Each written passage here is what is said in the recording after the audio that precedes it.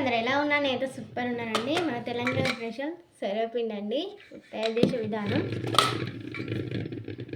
ఉల్లిగడ్డ, జీలకర్ర, 2 పచ్చిమిర్చి వేసి మిక్సీ పట్టుకున్నానండి. ఇది కొంచెం శనగపప్పు, కొంచెం పెసరపప్పు, కల్జమాకు, ఉప్పు, లాస్ట్కు కారం. ఇందులో ఇంకా పల్లీలు, నువ్వులు వేసుకుంటారంటే ప్రస్తుతానికి మన కాడ లేవు కాబట్టి ఉంటే వాటితోని వేసుకొని తినడమే. కొంచెం వేసుకోవాలి చాలు.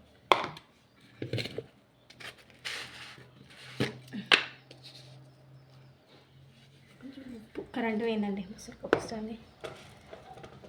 అల్లం ఎల్లిగడ్డ పేస్ట్, ఇప్పుడు అన్ని పప్పులు మిక్సింగ్.